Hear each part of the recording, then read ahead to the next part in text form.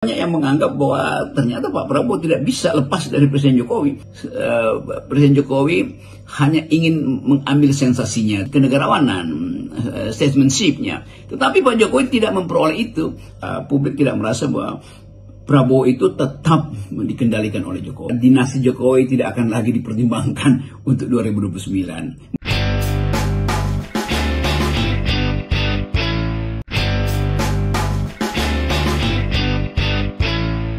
Walaupun diucapkan dengan sedikit riang gembira dalam bentuk candaan, tetapi itu kalau kita ulas sebetulnya sesuatu yang masuk di dalam bawah sadar Pak Jokowi bahwa dia memang betul-betul ditarget oleh masyarakat sipil. Kan itu juga semacam keluhan. Kenapa cuma berani pada saya tuh? Dan tentu Pak Jokowi tahu bahwa hari-hari ini poster-poster tentang adili Jokowi justru bertambah-tambah tuh.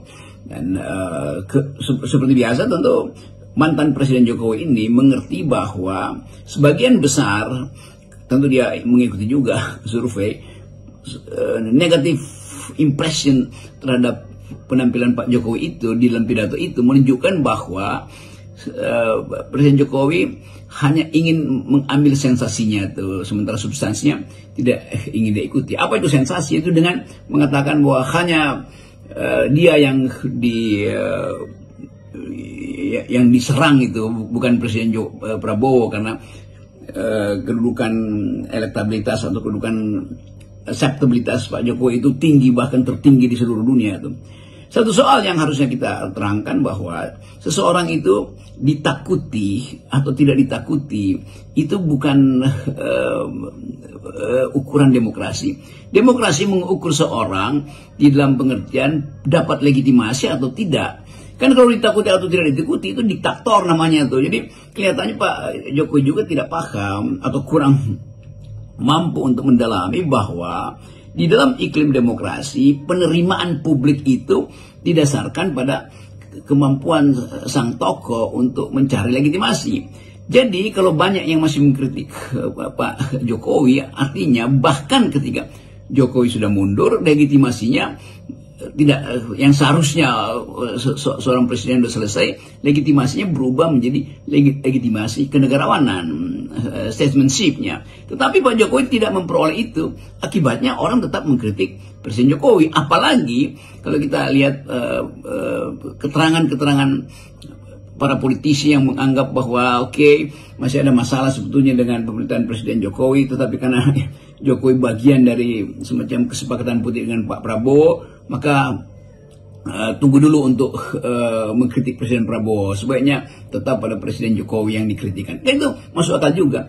Jadi bukan tidak akan ada kritik, tapi sekarang banyak juga, sudah bahkan banyak yang mulai mengkritik pidato Pak Prabowo yang dianggap retorika aja tuh, dan eksekusinya tidak bisa diperlihatkan. Yang langsung bisa dikenali hari-hari ini justru adalah kritik yang kemudian mengarah pada isi pidato dari Pak Prabowo yang mengeluk-elukkan atau mengglorifikasi bahwa Presiden Jokowi itu adalah orang yang ya dianggap sebagai penyelamat elektabilitas Pak Prabowo. Kan itu yang akhirnya muncul di media massa atau di dalam percakapan netizen. Jadi seolah-olah banyak yang menganggap bahwa ternyata Pak Prabowo tidak bisa lepas dari Presiden Jokowi. Dan sangat mungkin publik akan menganggap bahwa ya memang Jokowi yang menjadikan Prabowo presiden kan. Dengan kata lain, seluruh gejala politik hari ini balik lagi pada persoalan bisa nggak Presiden Prabowo itu menunjukkan kapasitasnya sebagai presiden, kendati dia didukung oleh Jokowi kan.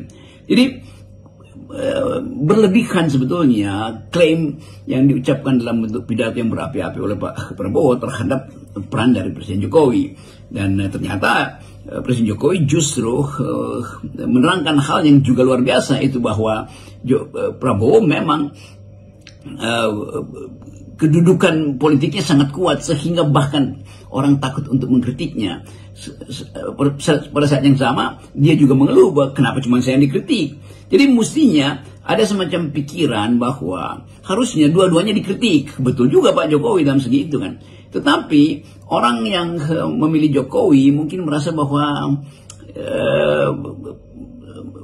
terlalu panah kritik terlalu diarahkan pada Pak Jokowi, bukan pada Pak Prabowo, karena mulai terlihat dalam 100 hari sebetulnya publik menghendaki ada reshuffle kabinet, ada perampingan kabinet, itu tidak dilakukan. Padahal itu adalah kritik yang dalam 100 hari ini ditujukan pada Pak Prabowo. Jadi masuk akal kalau Presiden Jokowi mengatakan, kenapa saya yang dikritikan, saya udah mantan itu, kritik dong Pak Prabowo. Nah itu sebetulnya semacam penanda bahwa kehidupan politik kita itu tidak diasuh melalui prinsip-prinsip moral publik itu. Kalau moral publik dipahami oleh Pak Prabowo, mestinya Prabowo dalam pidato itu tidak mengucapkan sesuatu yang berlebihan bahwa hidup Jokowi, bahwa Jokowi macam-macam itu. Kenapa? Karena kita udah masuk di dalam era orang ingin melihat di mana yang otentik Prabowo dan di mana yang sebetulnya sekedar upaya untuk menghormati mikul dhuwur mendem jero. Nah, itu boleh aja itu, karena itu tradisi kita, tetapi bukan memaketkan dirinya kembali sebagai murid dari Jokowi. Kan orang merasa ya kalau Jokowi dicantolkan ke dalam definisi-definisi yang buruk di sistem internasional sebagai koruptor, sebagai pseudo authoritarian, sebagai penghalang demokrasi, sebagai manipulator konstitusi, masa Prabowo juga akan mengatakan ya saya belajar hal-hal itu juga nanti dan akan saya praktekkan ke depan. Jadi tetap ada yang berlebih di dalam pidato Presiden Prabowo, dan saya kira mesti ada keterangan baru supaya publik tidak merasa bahwa Prabowo itu tetap dikendalikan oleh Jokowi. Itu gangguan psikologi bagi mereka yang memilih Prabowo kemarin.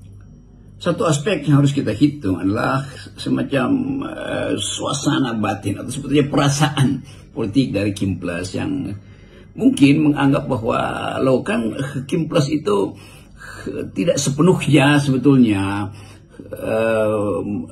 ingin mengunggulkan prestasi Pak Jokowi. Kendati pada waktu Presiden Jokowi memerintah, anggota Kim Plus kebanyakan juga adalah anggota kabinet.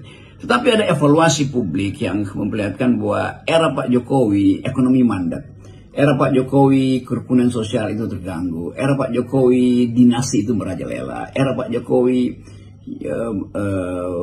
penghargaan internasional itu kurang sekali.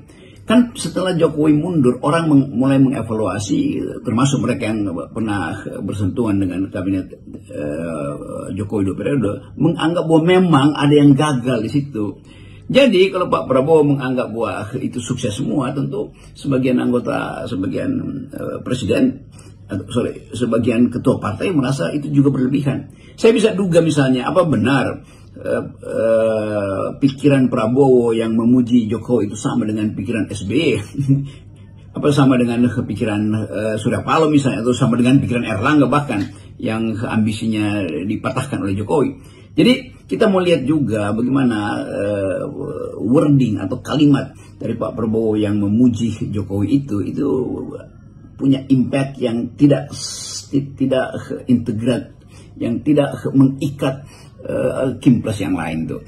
Atau dengan bahasa yang lain, kira-kira keterangan Pak Prabowo itu dianggap juga berlebihan oleh ketua-ketua partai kan. Jadi kita mau lihat bagaimana senyum dari ketua-ketua partai, kadang-kala itu senyum sinis mungkin, atau senyum yang masa bodoh, atau senyum pragmatis, atau senyum oportunis. Tetapi netizen tetap menilai bahwa keterangan Pak Prabowo itu kalau itu lagunya too good to be true, itu terlalu diumbar, dan sehingga orang merasa ada yang agak palsu dalam pengucapan itu. Dan itu yang akan juga jadi tagihan bahwa publik tetap mencurigai bahwa ada sesuatu kalau gitu perjanjian antara Prabowo dan Pak Jokowi, sehingga setelah 100 hari Pak Prabowo ternyata makin menjadi-jadi itu menyatakan diri sebagai quote and quote muridnya Jokowi, padahal sistem internasional sedang mengevaluasi prestasi Jokowi yang buruk di bidang demokrasi dan penegakan hukum. Itu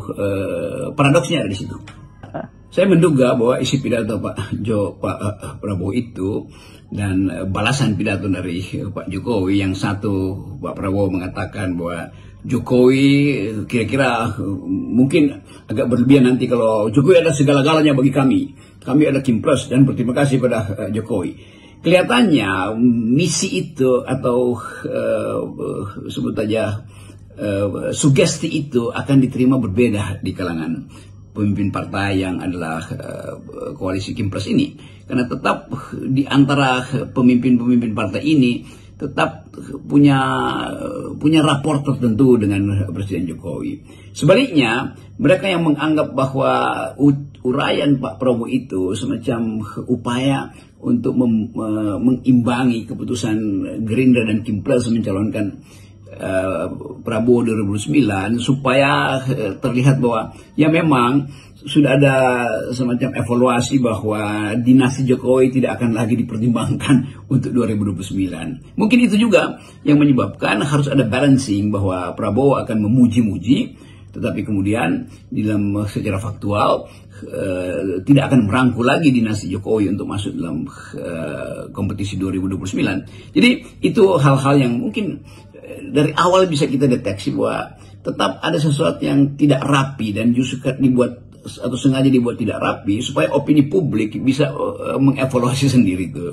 Dan hasil evaluasi FNN menunjukkan bahwa itu adalah balancing aja, bahwa Jokowi tidak dilibatkan untuk menyusun proposal politik 2009 di mana anaknya seharusnya disebutkan oleh Prabowo. Itu artinya Gibran tidak lagi ada di dalam kalkulasi Kimpres untuk dijadikan simbol atau elemen penyatu di dalam kompetisi 2029 nanti. Jadi kita terima aja itu sebagai ya gimmick politik dari Gerindra atau dari Kimpres atau dari Presiden Prabowo khususnya itu.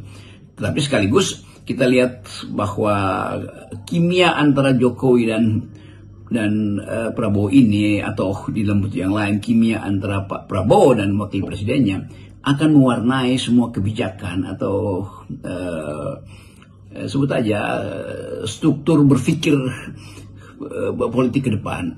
Saya sebut struktur berpikir karena akan ada perbedaan gagasan, perbedaan orientasi. Sejak sekarang tentu Gibran akan lebih fokus untuk mencari peralatan supaya dia bisa tiba di 2009. Sementara Prabowo tidak perlu lagi punya peralatan karena dia sudah dapat kepastian dari peralatan yang dia miliki, yaitu Gerindra sendiri dan Kimpres. Jadi ini